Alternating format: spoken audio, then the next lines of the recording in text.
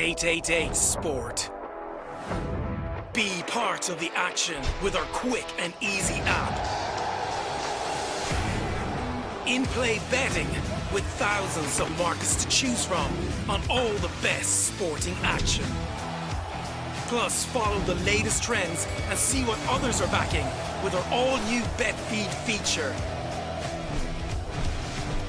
888 Sport. Hello there, good evening and welcome to this very special Irish Examiner virtual Cheltenham preview event, which has been brought to you in association with 888sport.com as we look ahead to the 2021 festival in the company of three of the sharpest pundits in Irish racing. The world has changed dramatically over the past 12 months and racing certainly hasn't been immune to the issues caused by the COVID-19 pandemic. It means that Prestbury Park next week will be a very different spectacle than anything that has gone before. The stands will be silent and the celebrations will be muted. But one thing will remain the same for Irish racing fans who will be watching at home on their television screens, and that is the desire to have a winner or winners over the 4 days of the festival. Hopefully the three men joining us in a few moments' time will put us on the right path to success, and we couldn't have picked three wiser men when it comes to the issue of Cheltenham races. Irish Examiner racing correspondent and top tipster Tommy Lyons, Irish Examiner racing columnist and, fair to say, Cheltenham royalty in Ruby Walsh, and a very special welcome as well then to Mick Fitzgerald, making his debut tonight on an Irish Examiner Cheltenham event. He's no stranger to top tips and he's no stranger to the cameras either. Now, Tommy will be posing the questions over the course of the next hour or so, and there's always subplots and stories around the Cheltenham Festival. This year we'll wonder, will Willie Mullins enter the record books as top trainer at the festival? The questions surrounding the lack of crowds and the lack of atmosphere. Will it have any impact on the track when the white flag is raised? And Tommy will pose a teaser to the two lads.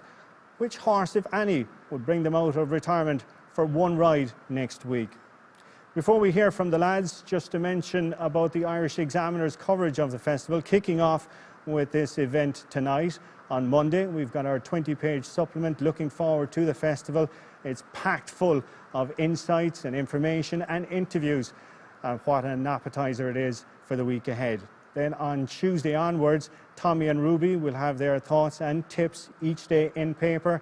And you can log on to our website as well, www.irishexaminer.com/sport. And we will hear all the talking points and breaking news each and every day from the festival, plus a new package this year, as Ruby will be posting us video postcards every morning from the festival looking ahead to that day's racing. So that is plenty from me. Time now for you at home to get out the paper and the pen, or even the spreadsheet or the laptop, to take down the notes from what's going to happen over the next hour. I'm going to hand over now to Ruby, to Mick. But first, our host for this evening, it's Irish Examiner racing correspondent, Mr. Tommy Lyons. Yeah, thanks, Colin. You've done a nice job with the intro there, so let's just kind of get on with matters at hand. Inevitably, as we get closer to the festival, there's going to be a couple of hiccups along the way. We had a couple of them today in the news that Energy will be out, missed the Arkle, and Time Hill is going to be out of the stayers. Ruby, a bit of disappointment in Closutton? Yeah, there is, Tommy, but I think when you look at it rationally, it's a much bigger blow for Philip Hobbs. Willie Mullins is in the lucky position of having Appreciated and Concertista on the same day that are favourites, let alone everything else he has at the meeting. I mean, you look at Philip Hobbs' yard, Time Hill is their flagship horse. It's a much bigger blow for them and for Richard Johnson, and my heart goes out to them. To have a horse like Time Hill, who has been so progressive through the season, and to go wrong this close to the race, I feel for them. I honestly do. Willie is in a fortunate position, as we all are, and Willie's, to have such an army of horses. But for a big yard like Philip Hobbs's, and to have your main horse go missing, my sympathies with them.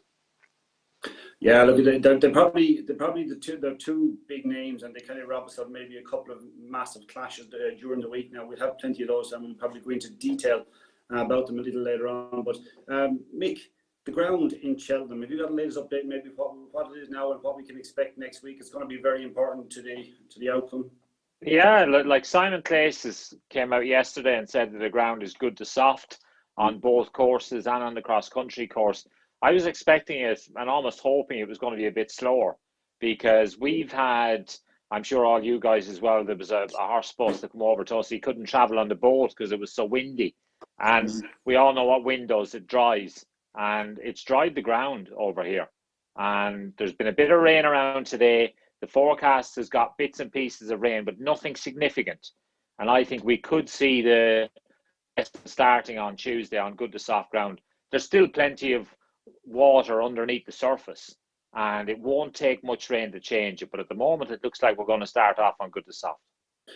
So we can be kind of looking forward, maybe looking ahead, maybe thinking as the week progresses that it's going to get reasonably quick. It certainly could do, and God forbid we should be talking about that word water.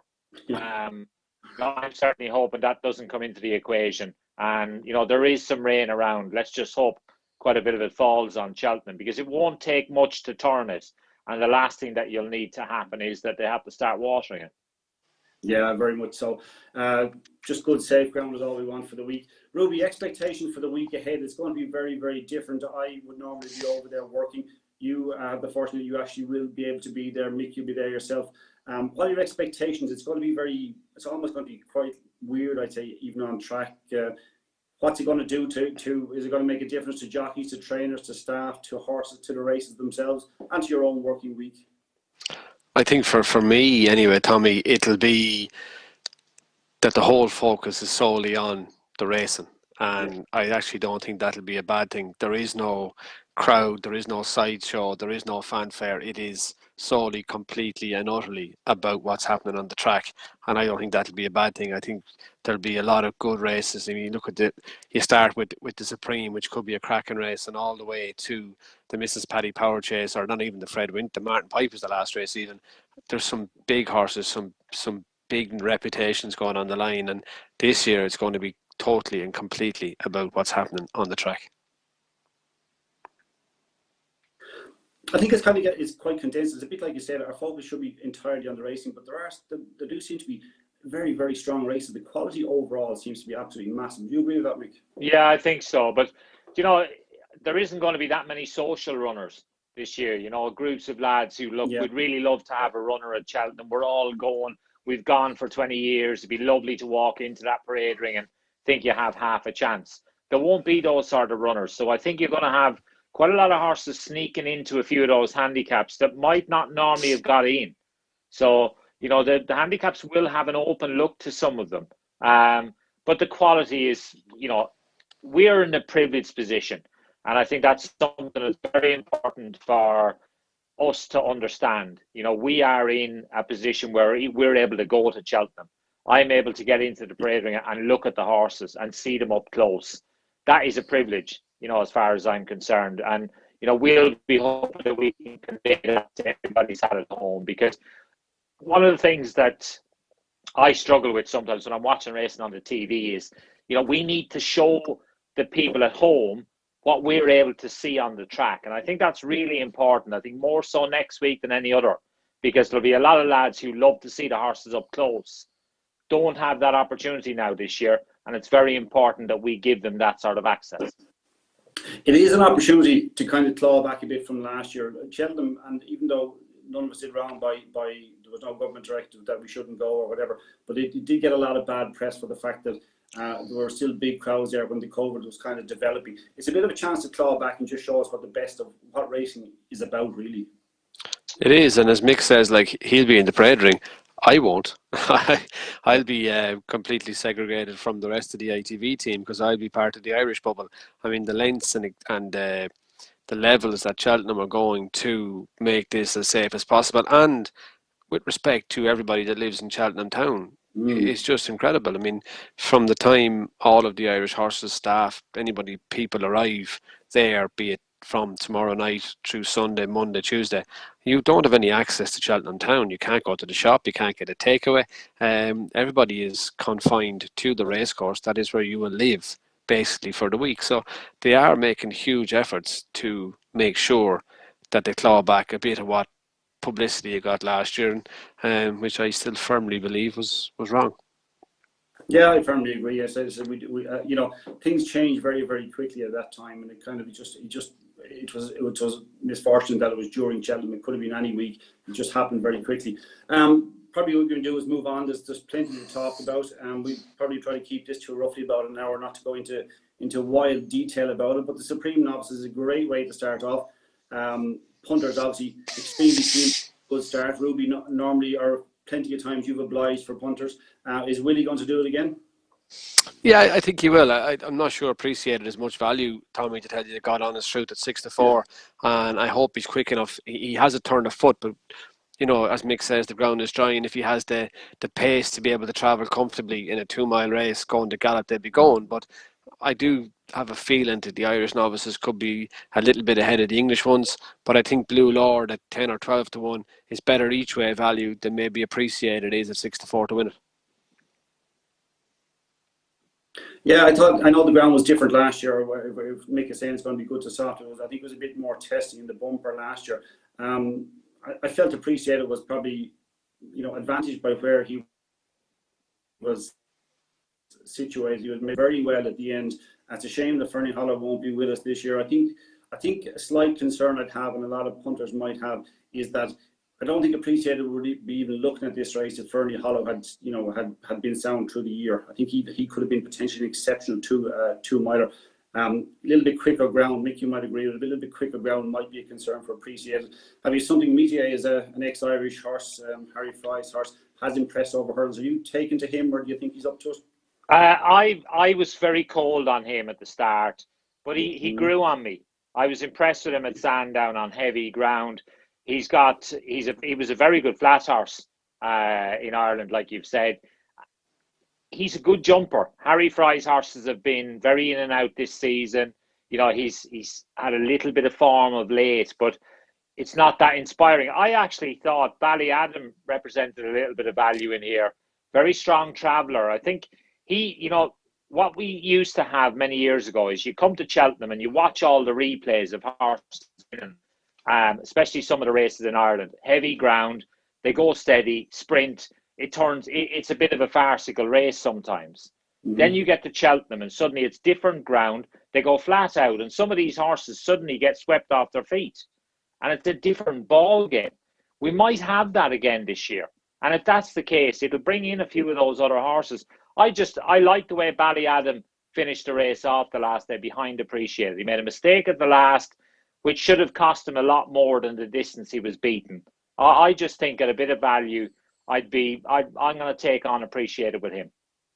I kind of thought we used to use that ground thing as a bit of an excuse when we were only having maybe 1, 2 or 3 winners, but now that so many, things have changed a bit. I don't know. I'm not quite settled on how I think this race will be. I kind of want to take on appreciated. Just at the price, I think Ruby's right that it is plenty short enough, and it's it's reasonably strong in the machine. It's around about 7-4, that sort of price, even slightly under it. Ballyadam, I think, probably has maybe a little bit too much to find. Blue Lord is a horse that even behind Bob Ollinger over a longer trip, I thought he was quite impressed that he stayed with him so long. I think his horse is going to improve a lot. He is an each way bet. We'll move along to the Arkle Novices Chase. Now, that was a shame today to the news that Energy will be out. I think you're going to agree with me, Mick, here. I would have been in the camp that thought that Shishkin was going to win it anyway. I think he's a pretty special horse. He overcame an awful lot last year to win the Supreme. Things just went against him. I think he showed a bit of a fighting quality as much as anything else last year, but his class has been seen over fences this year. Yeah, he's got the wow factor, and we've seen that with the time he put up when he won at Kempton. His jumping was flawless. Look, he's one of these horses that he stays really well over 2 mile. And you'd say, looking at him, that if he wanted to step up in trip, it wouldn't be a problem for him. Ruby will tell you, they're the sort of horses you love at Cheltenham. The ones that are strong stayers in races. Because so often you get horses who arrive at the last, you press the button, nothing happens. You know with this horse that when you press the button, he's going to finish. And that's huge. I'm gutted that Energumene doesn't run, because this was going to be one of the races at the festival. All Mankind and Energumene, setting off like bats out of hell, jumping out the gate. And then basically Shishkin looking like he might be a little bit cold in the early part of the race, and then finishing the race off really strongly. I think one of the performances that I saw at Cheltenham was, I think, when Masterminded won at Cheltenham. He was awesome, and like he blew everybody away. But that was only because the race had been set up by the others going really fast. And I think if that had happened in this race, we would have seen the best of Shishkin. I'm still hoping we're going to see the best of him, and I think he'll win, and I think he'll be tough on the beat next year. Ruby, what way do you think this race is going to go? I presume All Mankind, he's kind of a forward-going sort. Captain Guinness potentially along with him? Yeah, he'll go with him. I'd say he'll go with him anyway, Tommy. All Mankind, Captain Guinness. You know Franco the Port will take his time. Black Bow, don't know. He's been held up the last twice. He might go forward if he's still running this instead of the Marsh. But I'd agree with Fitzy. I think Shishkin is by far the best horse, and as ridiculous as it may sound, I think 4 to 7 is value about him in this race. Yeah, I can't oppose him. Tommy, I saw him jumping yesterday, and you know it's normally like a warm-up thing, but I don't know about warm, but he was scalding hot watching him going up there. He's very swift. I love everything about him. I think he won a Supreme last year when he shouldn't have. Everton went pear-shaped for him, and he still found a way to win. And that's what good horses do, like good football teams, like anything. When it's not going the way, they still win, and that's what he did last year. I think at official ratings too, it's a shame that Energy won't be there. There wasn't much between them on official ratings, and it might have just might have brought out the best in both. Should I put me in bad form talking about official ratings? Because All Mankind's only rated 4 points behind Shishkin. That I can't figure out. Let's move on to an absolutely what I think looks a really, really good renewal of the champion herd. Ruby, you're a big fan of Honeysuckle. I think you've been impressed maybe more than ever this year what she's achieved and how she's done it. Yeah, I am, Tommy. And look, last year when she won the Irish Champion Hurdle, she got back up to beat Petit Mouchoir, and I could see why they went to the Mayor's Hurdle. To me, that didn't scream like a performance that you'd be going to the Champion Hurdle with. And this year, it's the absolute opposite. She quickened up smartly to beat Ronald Pump at Fairyhouse and just hung on. And at the end, you're thinking, God, is she the mare she was? Then she went to Leopardstown and absolutely blew them away. Like from the time she faced down the back, she just started building it up, and she galloped them into the ground. I think it'll be a brilliant race. I'm an Appetant fan, but I think this year's renewal will be a different race to last year's. I think with Goshen, Aspire Tower, Silver Streak, Not So Sleepy, I think this will be a really strong rerun race. And their horses, some of those have a chance. I mean, Goshen, you can't let him off. You can't let Aspire Tower off. So the rest of the field has to follow them. Last year, they could allow Petit Mouchoir to gallop along in front because he wasn't going to beat them. This year, they have to follow the ones in front. And I think for that reason, the shape the race will take, it'll become a stamina test. And I think that's what will suit Honeysuckle more than Epitant. Is it a battle between the mares, Mick? I think so. Look, Goshen would be a great story. And who wouldn't begrudge the Moors a chance for a bit of redemption after what happened to them last year? I think he goes a bit right-handed. On this track, on the old course, you're turning all the time. It doesn't really look like that on the telly, but you're turning all the time. I think if he's going a little bit right, added into that, I think it might not suit him. I just feel that, like Ruby has said, I saw something in Honeysuckle last time that I didn't think she had. I didn't think she had that change of gear. And, you know, I think she sets a high standard in here. The one thing I will say is that Epitant is better now than she was before. When she went into Kempton, you know, we thought everything was hunky-dory and she was going to win and win easy. Didn't happen for her, but she seems in good form. Better the ground, you'd say, the better the chance for her. She looked very good when she won up at Newcastle on decent ground. So, you know, if it does dry and maybe that doesn't suit Honeysuckle, it might swing it a bit more in Epitant's favour. Looking beyond the front two, Ruby, obviously Sharjah was runner-up last year, and actually, you know what, the race might be run to suit that he might run into a place if he's ridden very cold. But James de Burley is obviously extremely interesting. I get the impression Willie's not going to come out and tell you, I think I'm going to win the champion hurdle with a horse that hasn't run for him. But just when you read things from him or you hear things from him, he seems to quite like James de Burley, and it's interesting that he's made the decision to actually run him this season when, as he admits, he's been bought to be a novice chaser. Yeah, look, he could run into a place, Tommy. His style of racing in France was to be held up, so he could be coming from the back of a really strong pace. Now, Sharjah will be coming from there as well. I don't think James de Burley will be quite as far back as Sharjah will be in the run, but I just can't see enough of the front horses folding to allow the ones from the back to actually win the race. I think James de Burley could be placed. Yeah, it's a cracking contest. It looks a really, really good renewal. There is a lot of pace in it now. The only thing is that you say that maybe it might. Yeah, but they're good horses. Goshen, yeah. Silver Streak, Honeysuckle. They're not all going to fall in the hole. One or two of those is going to keep going. Something will come and run into the money, but not all of those horses at the front of the race are going to fall in the hole. When I saw Goshen on the flat in his form during last season, when he kind of it seemed like he lost his form, and even over hurdles at the start. Can he really be back? Can he really be back to being a champion hurdle contender? Not on what we saw, like you say, Tommy, on the flat. You know, when he got beat by Natural History at I think it was Goodwood, where he was behind him on the flat that day, that was a very ordinary run. But what I will say is he looked good when he won the last day at Wincanton. But I just feel that he had everything in his favour at Wincanton. It was right-handed. You know, I just think this is a different ball game altogether. You know, I would be concerned more about the track than anything else. His good form was on that new course where there's only 2 hurdles in literally the last mile of that. Whereas on that old course, there's a lot more hurdles to jump. You're turning a lot more. So that would be a negative for me. I think Sharjah is the each way bet. Okay. He'll be ridden cold.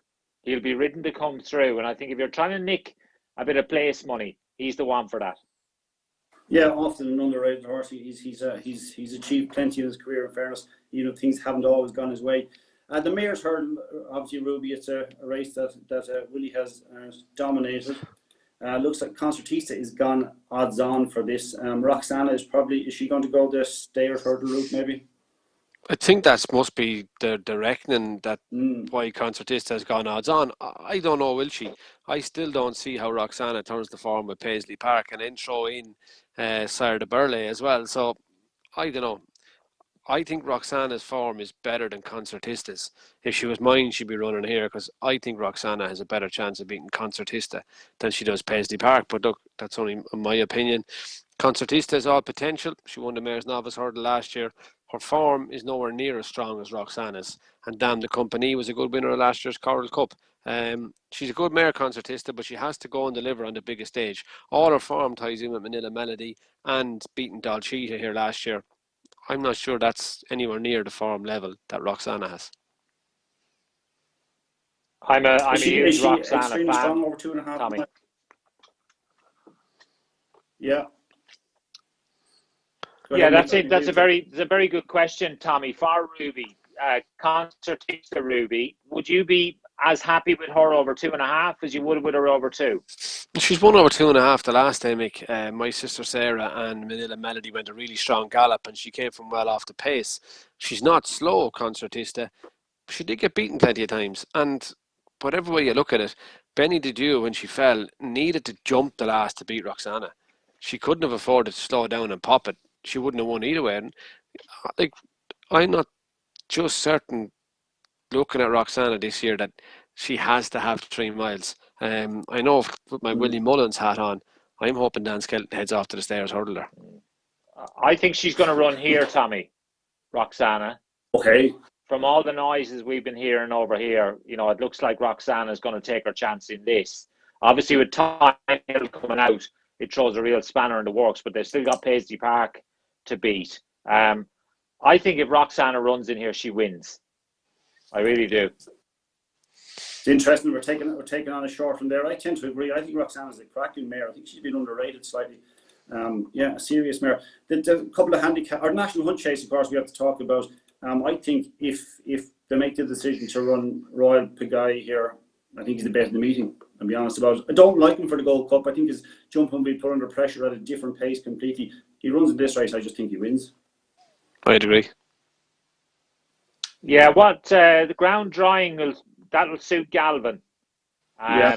He's a winner at the track on decent ground. He's a very good jumper. He was second in the big handicap last year. I think if they confirm Royal Pagaille for this, I think he'll go short, and I think he'll go very short. And I think Galvin will look a very attractive price. I would take him on. I'm going to take him on with Galvin.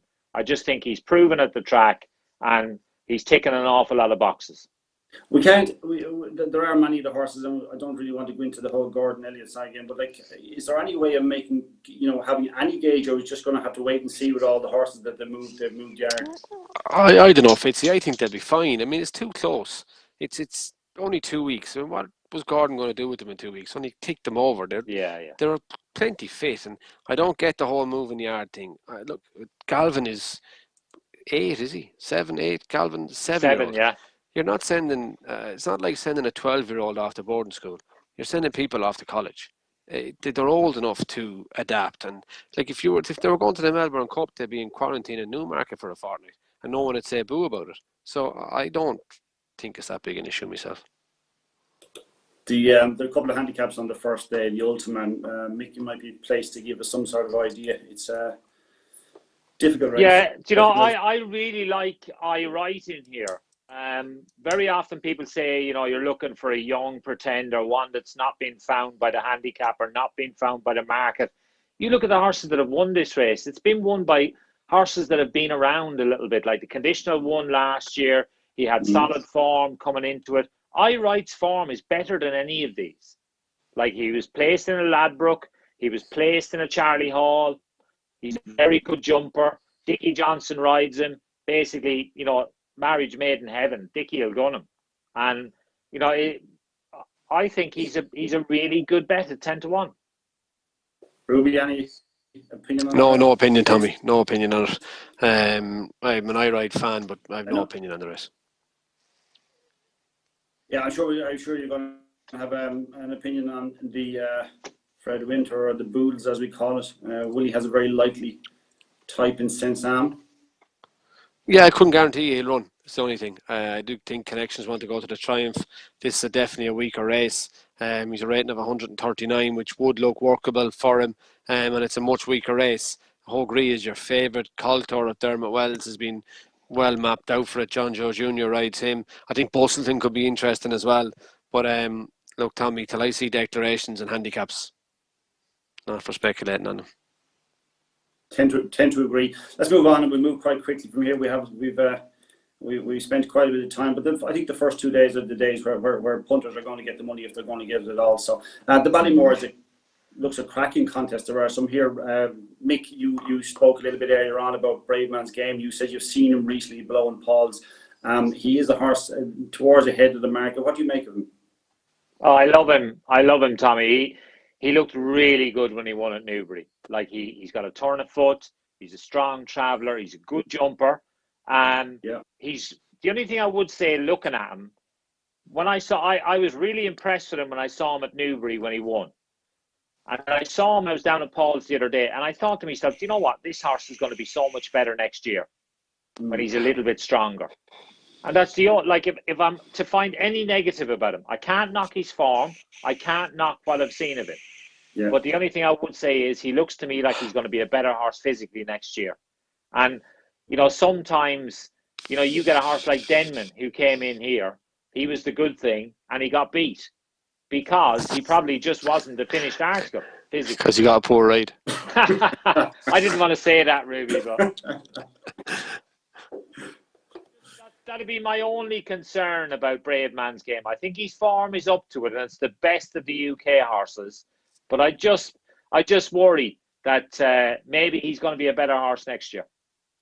Ruby, we're sending over a strong challenge. Gerard Minil and obviously Bob Ollinger, who's been impressive too, and he seems to be the one for all the support. He's gone quite short, actually 9 to 4-ish, that sort of price. clear favourite, Bob Ollinger. Yeah, I'm a fan. I think, look, both horses were beaten in a maiden hurdle first time up, but one was beaten by Fernie Hollow, the other was beaten by Hola Macapone.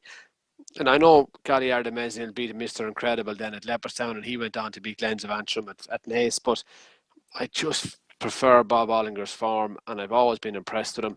And I think he's the most likely winner. For value, Bear Gills could probably be the value. Okay, I think it's a cracking contest. We'll move on to Ruby to the what they call, I suppose we call the RSA. I don't think anybody's going to go against Monkfish. He just looks a bit special, doesn't he? He does everything right. Good traveller, good jumper, good mentality. You know he stays. He won the Albert Bartlett. He's ridiculously short. You know, do you double him with Shishkin? Do you double him with Shakin Bourgeois?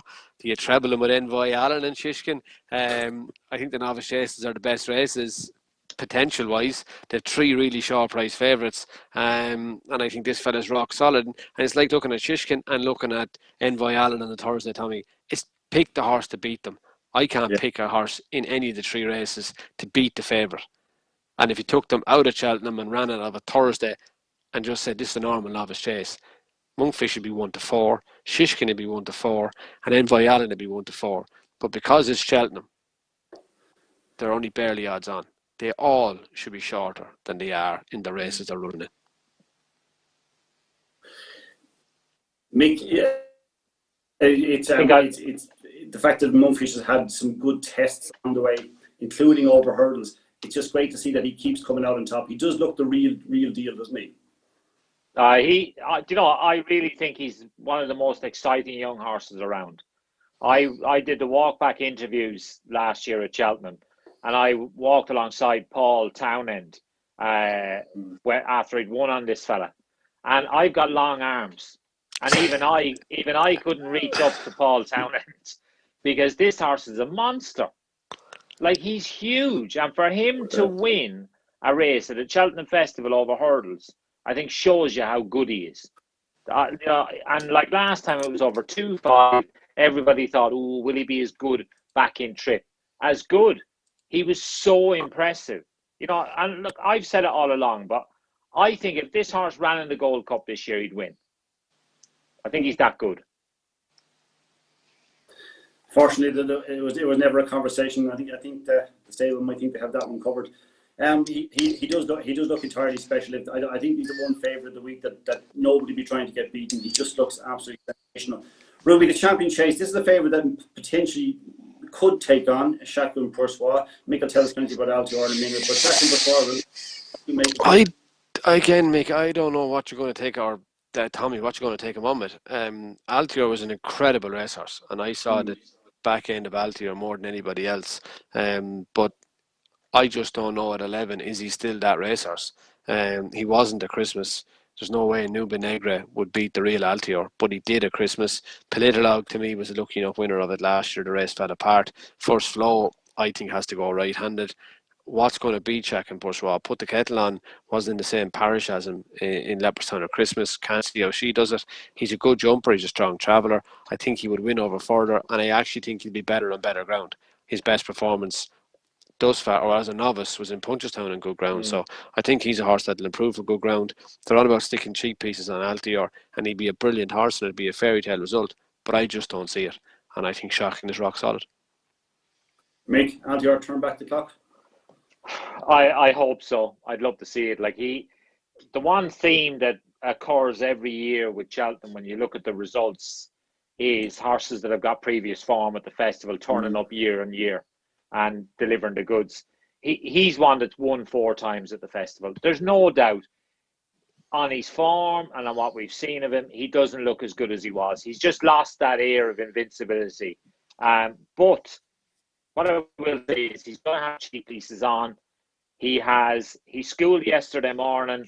Now, the first thing Nicky said after watching him school is, now tell me that horse needs cheek pieces. Because Shishkin wouldn't have been able to go with him the way he went up that schooling ground. But, he's always schooled well. But what I will say is he comes in here, he loves Cheltenham. And he's going to get outpaced. And you hope then he's going to start to run. Because you know, he is a good horse. But what we've seen of Chacun Poursois at Leopardstown, he's going to be a tough nut to crack. He's still to do it at Cheltenham, though. And that's the only thing. If you're a fan of every other horse in the race, that's the one thing you're hanging on to. He's never done it at Cheltenham. Yeah. I put Kevin on, to be fair to her, does come alive at Cheltenham, but nothing suggests maybe that she's up to that standard. I can see her running into a place, but I don't think she's going to beat the top couple in the betting. I don't see Noob Negro winning the champion chase, to be honest. Champion bumper, lads. Kilcruff, Ruby, was that as good as it looked? Are you at Christmas or the Dublin Racing Festival? I don't know, Tommy, and he's a tall, skinny horse that doesn't take a whole pile of work, so he doesn't get worked hard at home. I can't really tell you anything about Sir Gerhard, only that Willie Mullins has him 9 days, and he's baying, he's a white face. So we don't really know. I mean, his form is rock solid. He looks fit, he looks well, but everybody knows as much about him as we do. But I do think Ramillies is overpriced at 16-1. I think he's improved a hell of a lot for his run at the Dublin Racing Festival, and I think that race was just too strongly run. So I think he has a chance. Interesting at a price. Mick, have you anything that you take on the top of the market? Some of the UK trained horses now don't look anything special. Wonderwall, he won nicely at Ascot, and I know the lads that own him, they've actually had a few quid on him to be placed. So look, it's a speculative bet. I do think that this one will be going back across the water. Yeah, it kind of looks that way. We'll skip the handicaps on the day. The Marsh novices chase, it's in Violin. What a star he is! What an absolute star he has always looked. In fairness to him, he's won a couple of times at the Cheltenham Festival. Going to be 3. For me, definitely. I think his jumping has been rock solid. I've loved him since he won in Down Royal. I love how sure he is of what he's doing himself. He doesn't need any help to jump. He knows exactly what to do. I think he's an absolute monster. And look, he's a shade of odds on as well. But like Shamblu's a fair horse. Chantry House, not so sure. Chatham Street Lad won a handicap really impressively back in December. Fussel Raffles, if the ground got really dry, is probably overpriced to be placed at 16-1 because he'd really like that. But I just can't see it beating Envoy Allen. Can you, Mick? No, to be honest. The only concern, obviously, is, you know, you're clutching at straws. He's looked really good on slow ground. If the ground does dry, and you know, that's the only thing you're saying. Oh, it might just bring a few of the others into the race. But you know, Shan Blue is a very, very good jumper. But then again, so is NYLN. I think Shannon Blue will be suited to the race. Chatham Street Lad, I think, is the value bet each way. He looked really good when he won a handicap at the track. Again, course form comes into it. Like, he didn't just win that handicap, he absolutely bolted up. And never at any stage when you looked at him from 3 out did you think he was going to get beat. And like, he won very easily. I know he had very little weight and he's gone up a fair bit in the ratings, but he's a big price in here for a horse that is proven at the track. And I just think at an each way price, he's the one for me, because I think Envoy is going to go very short. Yeah, I just love the fact that last year Envoy looked in trouble as a turn for home, and in a matter of strides he had the race in the bag again. I think he's just he's an impressive beast. We seem to be saying a lot, and it kind of goes back to what we said earlier on. There seems to be an awful lot of really, really top class talent around at the moment. Monkfish and the likes. We're talking about Shishkin as well. It could be a rare time for us. The Ryanair chase, lads, anything there, Ruby? This is quite an interesting race. Willie has plenty of. Which one would you go with? Logic is Min. He's a 5-time Grade 1 winner over fences. He won the race last year. That said, I thought Paul Townend gave him a brilliant ride to win last year, and I don't know has he got that much in hand. He beat St. Calvados, who reopposed. Allaho is a Grade 2 winner over fences. He won a beginner chase in a Grade 2. Mellon, good old Mellon, you could probably bring him to the Cheltenham Festival and he'd be second to Shishkin on Tuesday, to Monkfish on Wednesday, and to Envoy Allen on Thursday. He just loves finishing second at the Cheltenham Festival. But logic tells you Min, but at 10, can he be getting any better? He has to overcome a poor run the last day. I think he'll overcome that, but is he just vulnerable? Allaho's only a 7-year-old. I think he's ran at the Cheltenham Festival at the wrong distance twice. I think this will suit him much better. I don't know. I'm glad I don't have to pick. I think I'd fail. I mean, as a horse that frustrates me, I can't seem to get him right. I think he falls maybe, I know he's won grade ones, but he falls maybe tiny bit short of the very top class. But maybe he won't have to be a superstar to win again. Alahoy, I'd slightly prefer. Mick? I actually really like I really like St Talbodas in here. The trainer Harry Whittington's had a terrible season. His horses had a virus, and he just never, like, I think he went something like 68 days without a winner. And, you know, he has a decent team of horses. So, like, he was getting very frustrated. They ran this horse in the King George. He travelled really well in the King George and then faded. Then they ran him in the Cotswold Chase behind Native River at Sandown. And he unseated his rider before the race really hotted up. They're running him back in here. He only got beaten a neck by Min last year. He was coming again at the end. I just think at the prices, he's definitely the one for me. I think I cannot see him out of the money. Yeah. Excellent. Let's move on to the Stayers hurdle. Obviously lost a little bit of it. It's with Time Hill, the news today. Paisley Park has come back to form. It's good to see. I don't think he's a million miles ahead of everything else in the race. It's probably quite an open race. I think we could probably find something at a price maybe against him. Ruby, could you find something? I think there definitely is. Look, I think Time Hill was unlucky at Ascot. I think when he jumped the second last and Richard Johnson had to commit him and he got away from the field, he pulled up, and that's the only reason Paisley Park got him back, and he mugged him in the last 3 strides. I think even if he got to Time Hill earlier, Time Hill would have rallied. Clock watchers will tell you that Sarah de Burleigh's per Thames performance was a better one than Lisnagar Oscars in the Stayers hurdle. They both were the same day last year, so that has to give Sarah de Burleigh a good chance. And I thought Lisnagar Oscar ran really well in Haydock, his first run after a wind operation. The stats say the second run is often horse's best run, but he will need a really strong gallop, which he might get from Flooring Porter, being a front runner in here. But I think the two of them, Lisnagar Oscar at 9-1 and Sarah de Burleigh at 9-2, are probably opposition to the favourite. Mick, do you see opposition? No, I don't. I think I couldn't see, like, you know, I'm going very much against Ruby here. Like, I couldn't see Time Hill turning the form around with Paisley Park. I thought Paisley Park did very well to win at Ascot. Ruby rode big bucks to win several Stayers hurdles. Paisley Park, very similar profile. You know, races lazily. You think, oh my God, he's in trouble, and then suddenly he's bang there. He's an unbelievable horse. This, obviously, it wasn't ideal what happened to him last year. He was beaten at odds on when they found that he had a fibrillating heart. But failing that sort of problem, I think he'll win. I think he'll win easy. Yeah, I think that if Roxana doesn't run here, it will help them a bit. Not to say that she could be in the frame. She probably isn't strong enough to beat them. At the Mayor's Novice Hurdle, Ruby, this is quite open, maybe more open than we've come to expect in recent seasons. It's been kind of, we've had something that we could cling on to. Willie's lost a couple along the way. I think she wears it well. Would have been a likely type for this, I think. She would. Hook Up has a similar profile to Let's Dance, in that they both ran in the Triumph and both were second season novices. She won her maiden hurdle well in Fairyhouse, made a mistake when Royal Kahala beat her, but I thought Royal Kahala beat her fair and square back in Fairyhouse, and she did a good run then behind Appreciated. I don't think there's that much between Rosie's Hollow, Royal Kahala and Galwa. They were first, second and third in Fairyhouse. I think a mistake here, a good jump there, could turn that form any which way. And Glens of Antrim is a rock solid maiden. To be honest with you, Tommy, I could see any one of the 5 of them winning, and it won't surprise me, but I don't know which one.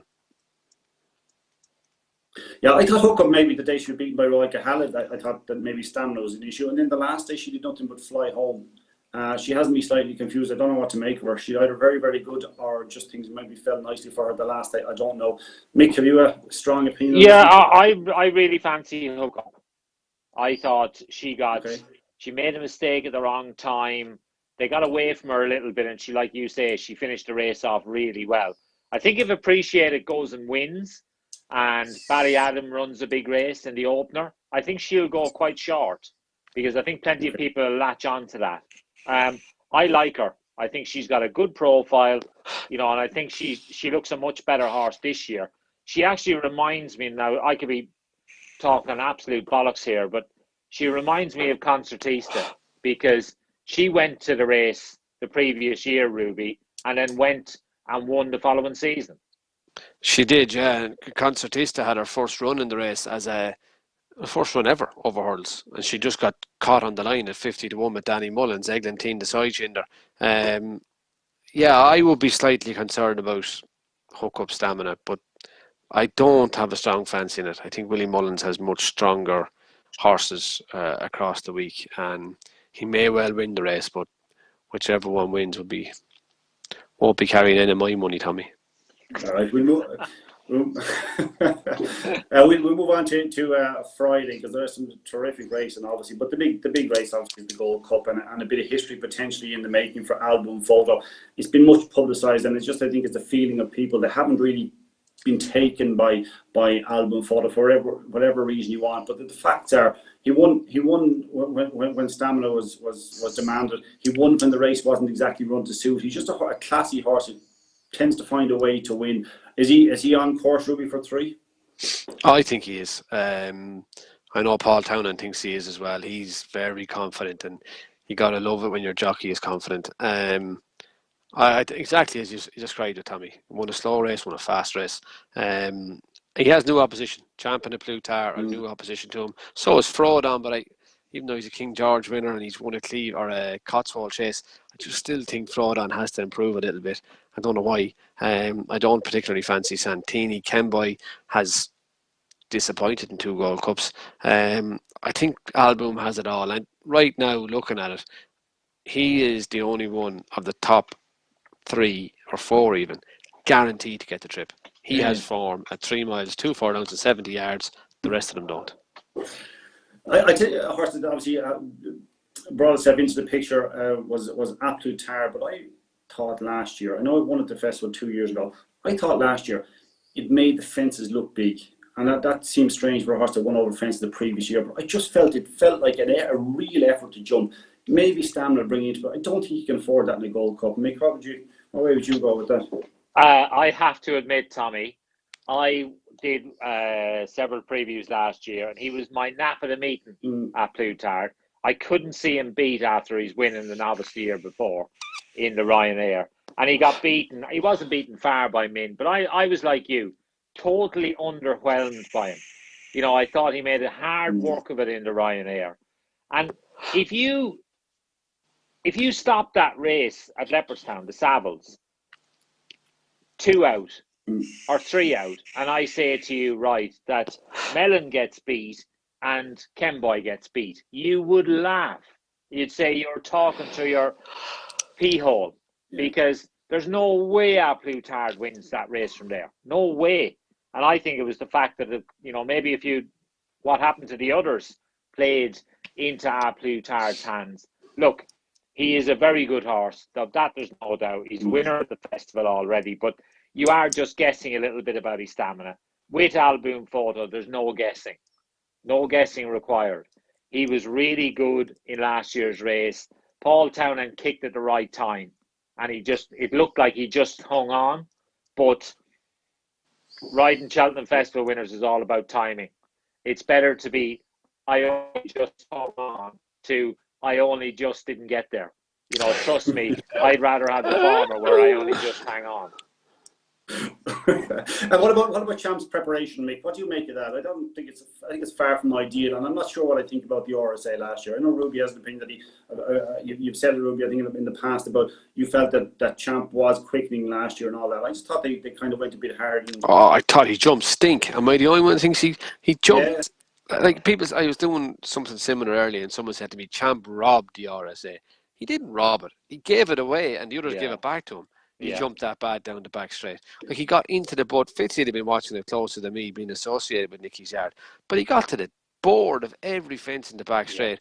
And as bad as a Plutarch jumped, Champ jumped worse than the RSA and still managed to win. He's a very good horse. I loved him in Newbury.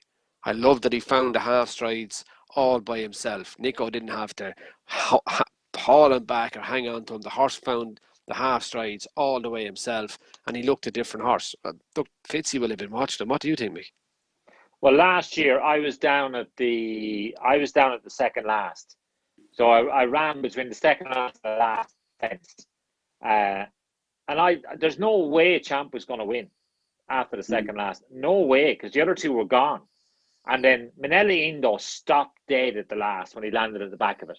And it just opened the door. And it's funny, when you're riding one that's coming at Cheltenham and you smell it, you know, it almost, you can feel them stopping in front of you and you can smell it. And the horses then get a bit of a run because they've got a little bit left. And it feels like it's like a fella pulling up in a lay-by and cars just going past you. That's what it's like, that place. And that was exactly what happened with Champ. He basically went by the two like they were in the lay-by. But it was only because he'd made so many mistakes going around there. And it'll be just the only question mark I'd have about Champ. You won't be able to ride him like they rode him in the Game Spirit. In the Game Spirit, you could pop him out handy, let him see everything, and you're in control. He's a horse that's got a lot of natural pace. You know, when he used to be really keen over 2.5, and when he won with Mark Walsh riding him at Aintree in that 3-mile novice hurdle, basically Mark Walsh was brilliant on him. He switched him right off at the back and got him to go to sleep, and then he was able to finish the race off. The worry was always with him that was he going to get home because he was going to be too keen. My worry with Champ will be how will he react when he's in amongst the pack in a race like a Gold Cup. That'd be the only concern I have about him. I'm not worried about his ability. I think he's a good jumper because Nico has done an awful lot of work with him. A lot of pole work. He's been to Henrietta Knights a lot, and that was evident in the way he jumped at Newbury. But the only concern I'd have is a decent-sized field, and in that pack, it'll be a very different ballgame. Ruby will tell you, you can't dictate where you go when you're in the pack. You have to go where the slot is.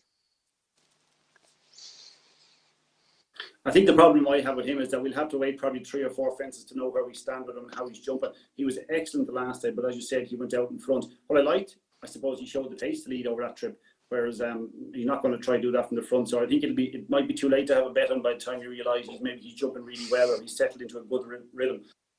Santini, I know you're not going to give up on him, Mick. No, he's going to wear a headgear. He had cheek pieces on him in last year's Gold Cup. They're putting a visor on him. He schooled in it yesterday, and he jumped okay. Like he is quite a good jumper, but he just gets behind the bridle a little bit. The visor will help him. I think he needs help though, because he drops off at the wrong time in a race. And in a Gold Cup, you can't afford to drop off because then you're behind horses. You've got to put out around him. You watch last year's race. He got stopped twice at crucial times, only because he didn't have the pace to get himself out of the hole. And that's costly. I think it's kind of unanimous. We're thinking, I've gone over Clifford Santini at this stage. I think I can't follow him anymore. Aldo Fondo seems to be the one, and hopefully it'll be a bit strange that he hasn't been lauded as much as maybe he deserves. And if he does do it a third time, it'll be in front of an empty stand, which is going to be a bit bizarre for him. I don't think Connections will really mind. Now we've only got about 10 minutes left, maybe less, so we'll kind of rush through the others a bit. It's a good triumph hurdle, Ruby. It is, but I'm in love with the horse in him, Tommy. I've been taken with Zana here from the word go. Yeah. We had Dark Voyager primed to a hilt in Ballinrobe, and Zana here, who did things wrong, still beat him. Went to Fairyhouse then, and that was the same day as the Royal Bond and a good handicap hurdle, and he just ran fractions that 6-year-olds should be running, not 4-year-olds. And he won a slowly run race at Christmas. He's gone back favourite this evening instead of flipped with Tritonic, and I think that's the right odds. I've been taken with him. I think he reminds me of O'Connor. I think he could do something similar. Interesting. Mick, great race, isn't it? Yeah, it is a very good race. The one thing I will say is Tritonic was 99 rated horse, second at Royal Ascot on the flat, got a little bit of class. His jumping was sticky the first day at Ascot, but the last day at Kempton on good ground, he looked good, and he's a very strong stayer. This track will really suit him, and from the back of the last, if he's close to Zanair and you've back Zanair, you'll be panicking because this fella will come home strong. Yeah, it has the makings of a vintage Triumph hurdle, in fairness. Very, very quickly, then we're going to just take a few questions. There have been questions put in, but just before that, the Albert Bartlett, Statler is slight favourite. Far too keen the last day for my liking. Up and trip if he doesn't settle, he just can't win, Ruby, can he? I thought he settled well enough. Danny was making the run on him, Tommy. But I think when you watch the last furlong and a half of the race, it was 2 miles and 6, and you think, well, what happens if that race goes for another 2 furlongs? Well, in 2 furlongs' time, watching the race I was watching, Fakira would have been a long way in front of Statler. Statler was going backwards, Fakira was going forwards, and I think they should be the other way around in the betting. I think Fakira looks the stronger stayer. Interesting. Mick? Yeah, I'm a Fakira fan. I watched him when he won at Navan. He won that grade 3 from Fire Attack. He came from the back. He looked like he was off the bridle the last day. I think they're putting more headgear on him. He looks like he just needs a little bit of help. He's a strong stayer. That's the sort of horse you need. You just worry on half decent ground if there might be 1 or 2 too good for him. But he's ticking all the right boxes. But he's a 7-1 shot, and I think that's probably about right. It's a wide open race this year. It does look that type. Barbados Bucks, the best of the British, maybe? Yeah, I think so. I like Paul's other horse, 3 Under 2.5, owned by Max McNeil, is not a bad horse. He's another one who keeps finding enough to win. He doesn't look that impressive every time, and Paul says there's very little between the two of them. Barbados Bucks is an official rating of 139. You'd be expecting something to win this around the 145s, 150 rating. So he looks like he's got a little bit to find. Yeah. We have a few questions, as I said. We'll run through them quickly. Quite short answers, please. Sorry to be pushing it now, but Graham Smith has a question. Who had the most winners, Ireland or England? Is that even an argument? That's not even a question. No. I think the bookies are giving it a six lead to the British in the handicap. Declan Conway, Damien Keane, similar type of questions. For a bet, how many winners will Paul Townend have? If you could get him 7+, I'd get on it. Wow, it's interesting. Mick? Sorry, 6. 5, because I think he's got a few choices to make, and as Ruby knows, it's not easy to get it right all the time, Ruby. No, jeez, it's not. But as far as I know, I could see 2 the first day, 2 the second day. Thursday's a bit of a struggle for him, but I think he's great rides again in the last day. If you can find 6 and up at a price, I take it, and I think it's a great bet because it gives you an interest in every race from the start to the finish. Question not from the audience, but in relation to this, Mick, it seems like there's a bit of an Irish dominance in recent times, and this year looks just stronger than ever. How is that being picked up in Britain? Well, I think they realised they've got to get their checkbooks out because they're not buying these horses. They're not buying the right horses, and I think I've said it for a long time. Willie has a great team of people buying horses for him because they're getting there before everybody else. Miriam Murphy-Wood, Paul McKenna, John Meyer, all the same type of questions. Does the lack of people at the race course, will it spoil the event for TV, and does this have a negative financial impact on horse for trainers and jockeys? Well, it does, because it has a negative impact on gambling in the UK, and therefore it has an impact on prize money. Will it affect jockeys, trainers, or horses on the day? No, not really, because they're used to doing it most other days of the week, Monday to Friday. It's probably a disappointment because it is the one time in the year where you get to ride at a full venue. So that was always like Aintree, Punchestown, Cheltenham. They're jam-packed venues. Galway. There's a buzz riding at those and partaking at those. So the buzz is missing, but it's something that they're well used to. Tommy, I'll just say, I'll take you back to Kamiko winning the Guineas and Oisin Murphy riding his first classic winner, and he turned to salute the crowd and then he realised there's no crowd. And it'll be like that for a lot of the lads. Yeah. A few of the questions have been along the lines of: is there any value against Willie or against Paul to be the top jockey? Probably not, is there? I don't see it. No, I don't. Maybe in the without market, Rachel or Brian Cooper. Nico, obviously riding for Nicky Henderson, will always ride a couple of winners, but no, I don't see it. Was it a correct decision? We won't go into this because it hasn't been talked about a lot. But John Coughlin asked, was it a correct decision to stop the amateur jockeys competing at the festival? No, they have a conditional jockeys race at the festival, so I feel gutted for all the lads that come over and ride in those races. It's their whole season, can be based around trying to get a ride in one of those races. And, I feel desperately sorry for them because, they don't get many opportunities. And, I think it's a real shame, especially as, we're due to come out of lockdown on the 29th, which is only in 2 weeks' time. Yeah. Yeah, it's frustratingly close. As you say, the amateurs wouldn't mind having a winner in front of an empty stand. It doesn't really matter. It would be lovely to get it, wouldn't it? I do, but I think it was a completely technical decision, Tommy. I wrote about it in the Examiner. It had to do with what the definition of elite sport was. It wasn't a decision really made by Cheltenham or the BAJ. It was basically government guidelines from the British government. And look, it is a sickener and it's disappointing, and I feel sorry for them all. But I don't think you can point a finger at Cheltenham or the BAJ and say that's your fault, you wouldn't let them ride. It's not. It's a government decision, and we're all following guidelines of different governments. And that goes back to what we last year. Like the government guidelines didn't tell us not to go. It just something happened. No. It's just one of the things we are following what's been told and advised for the best for the goodness of people as well as the game. Bronwyn O'Donnell asked a question. She's looking for lucky 15 suggested for each day. I think Ruby, you that covered on Monday. I've been through it in depth, so it's definitely in Monday's paper.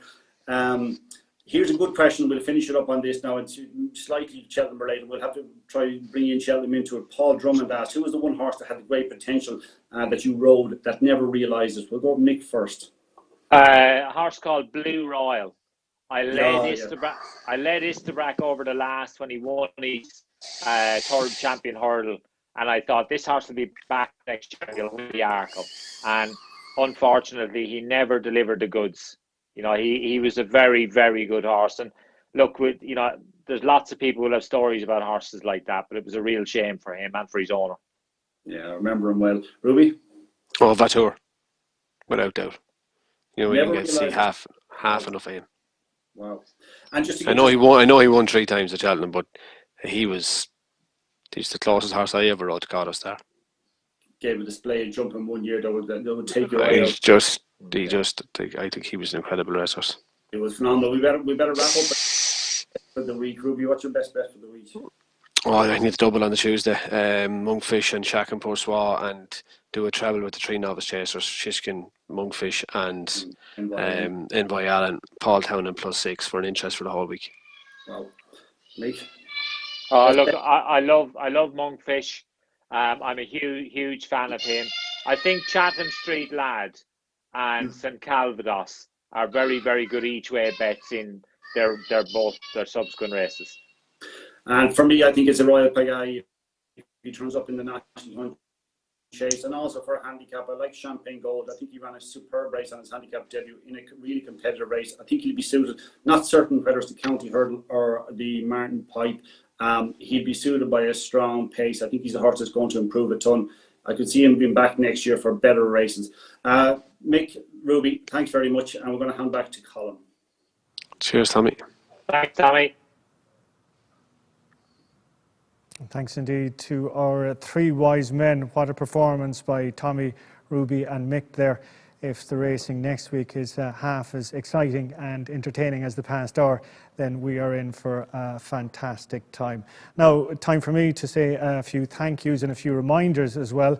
Next week, on Monday, this program that you've just been watching is going out as a podcast. So wherever you get your podcast, head there on Monday and you'll be able to listen back to the thoughts of Tommy, Ruby and Mick. As well on Monday, we mentioned the 20-page Cheltenham Preview magazine supplement is out Wonderful insights, interviews, information, tips aplenty and that will whet the appetite for the 4 days of the Cheltenham Festival, which gets underway on Tuesday.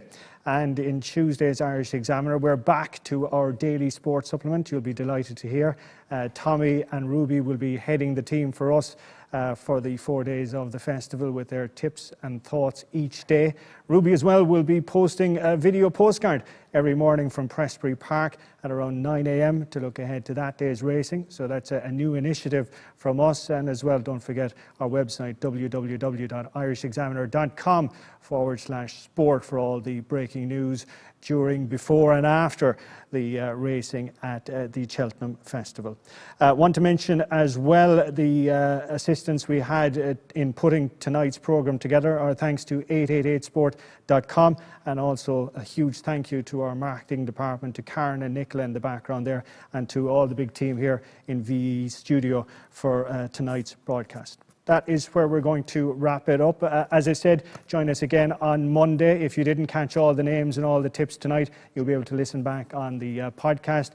And don't forget, buy that paper on Monday and every day next week for the exclusive viewpoints of Ruby Walsh and Tommy Lyons, and all the insightful interviews and analysis of one of the greatest national hunt meetings of the calendar. That's it from me and the team here tonight. Good night. God bless.